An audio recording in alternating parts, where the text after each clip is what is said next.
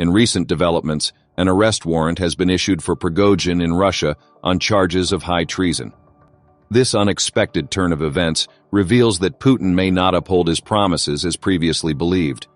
Furthermore, Putin has initiated the dismantling of Prigozhin's empire in Russia, with his food and media businesses being shut down. The situation escalated with the Wagner assault, as Russia's Air Force chief, Sergey Sarovicin, remains missing after more than a week. Zelinski, in a recent CNN interview, portrayed Putin as weak and suggested his waning grip on power in Russia. Additionally, Russia's Secretary of Security Council released a disturbing statement, threatening a nuclear apocalypse and casting doubt on Finland's legitimacy as a nation. The intensifying events in Russia are rapidly unfolding. Now let's delve into these developments in today's video. Remember to hit the like button to ensure the video's visibility amidst the algorithm's reach. There are reports shedding light on the actual amount the Russian government has paid to Prigozhin's companies. As you may recall, Putin recently proclaimed that the Russian government had paid approximately $1 billion to the Wagner and Concord groups since the start of the Ukraine conflict. Wagner, a private military company, and Concord, the food supplier for the military and government, are both owned by Prigozhin. According to Russian Channel 1, Wagner has received a staggering sum of nearly $10 billion from the Russian government, while Concord has received an additional nearly $10 billion. Prior to Prigozhin's rebellion last month, his Concord group served as the largest food supplier to the Russian military. However, as of July 1st, the Russian Ministry of Defense terminated its contract with Concord, leaving numerous employees, including cooks, storekeepers, canteen managers, and accountants, facing job loss without severance pay. The potential consequences of Concord's downfall on military food logistics in occupied Ukraine remain uncertain. Reports indicate that the situation is already dire, with frontline soldiers expressing discontent over the lack of provisions such as food and water. Finding an immediate replacement for Concord's services seems unlikely. Similarly, Prigozhin's Patriot Media Group abruptly ceased operations, leaving former employees dismissed. They were assured of receiving their remaining salaries as severance pay. Another notable development involves Wagner, as Telegram channels associated with Wagner PMC announce a temporary halt in recruitment centers for mercenaries due to their non-participation in a special military operation and relocation to Belarus. The duration and purpose of this temporary status remain unclear. Yesterday, Prigozhin vaguely hinted at a similar situation, expressing confidence in Wagner's future triumphs on the front lines, according to a source from the Russian Telegram channel. Prigozhin appears to be attempting to address recruitment challenges by targeting Belarusian prisons and colonies, reportedly receiving Lukashenko's approval.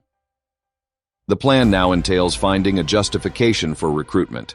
The mercenaries have been informed that approximately 4/5 of the group will relocate to Belarus, while those remaining in Russia will mostly stay near Luhansk, as revealed by an informant.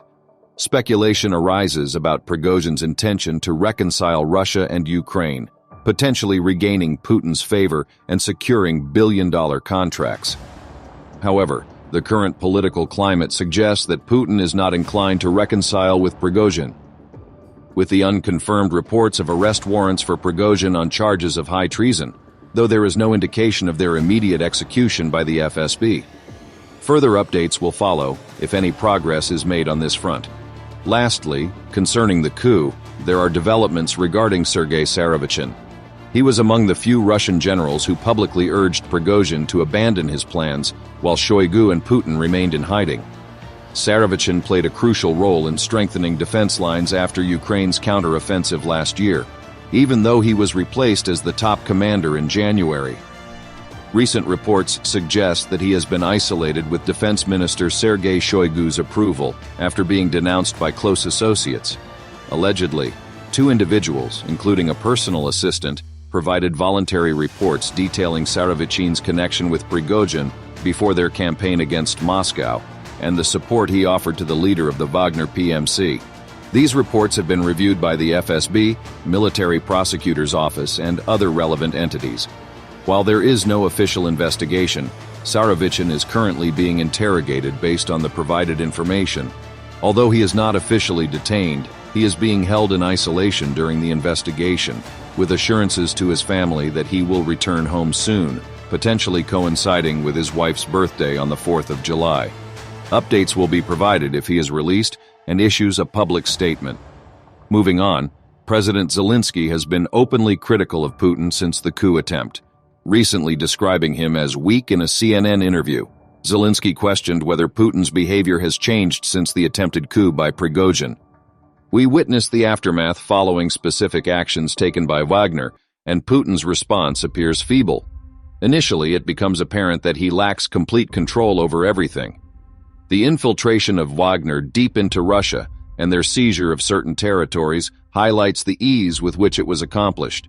Putin's hold over the situation in these regions is tenuous, and the security situation eludes his grasp.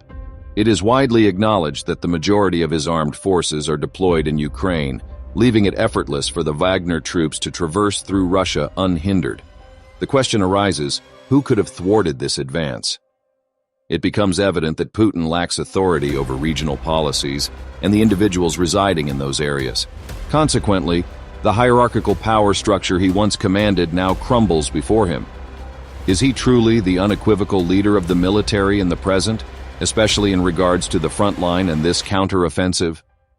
Doubts arise regarding Putin's complete control over the Russian military. While he issues orders to the commanders, it is understood that they operate out of fear of losing their positions. However, he fails to comprehend and oversee the middle echelons of the military, encompassing the lower-ranking officers and soldiers. Meanwhile, the Russians are not keeping silent either. Dmitry Medvedev, Russia's Secretary of Security Council, recently published an article where he once again condemns the malevolent West. He asserts that the world finds itself in a far worse state than during the Cuban Missile Crisis because Russia's adversaries have resolved to defeat the largest nuclear power, Russia. He deems them complete imbeciles, but unfortunately, that is the reality. In regards to Prigozhin's mutiny, he contends that the Russian authorities have convincingly demonstrated their strength and stability, and the Russian people have displayed their readiness to unite behind President Vladimir Putin to safeguard the homeland. From his perspective, the conflict in Ukraine represents a comprehensive showdown between the collective West and the rest of the world, which will endure for decades. He proposes two potential solutions to this problem: a nuclear apocalypse, considering that nuclear weapons have already been employed, eliminating any remaining taboo, or an arduously negotiated compromise, which would necessitate a new document akin to the Helsinki Act. However, he dismisses Helsinki itself due to Finland's hostile stance towards Russia, a consequence of Lenin's thoughtlessness and their subsequent NATO membership. It seems Finland's haste to join NATO after Russia's invasion of Ukraine justifies itself through this statement alone. Lastly, in my previous discussion, I emphasized the significance of the Zaporizhzhia nuclear power station and the peril it poses to the world if Russia were to detonate it. Today it appears that Russian telegram channels are disseminating rumors of an imminent detonation of the plant prior to the NATO summit in Vilnius on July 11th and 12th. This serves as their way of distorting Zelinski's warnings regarding Russia's intentions to explode the facility. If Putin senses a decline in support within Russia and for his war efforts, he might resort to detonating the nuclear plant and falsely blaming Ukraine. By convincing the Russian population that Ukraine was responsible for the devastating consequences of the plant explosion, Putin could garner enough local support to continue his war and replace the Ukrainian leadership. Such a drastic action would undoubtedly turn the international community against Putin, including his allies in China and India. Staying informed and aware of the latest developments is crucial, especially when it comes to matters that have far-reaching implications. This channel is dedicated to providing accurate and insightful information on a wide range of subjects. By subscribing and liking our channel, you not only support our efforts but also encourage us to continue delivering valuable content. Together we can stay informed, engage in meaningful discussions, and foster a community of knowledge seekers.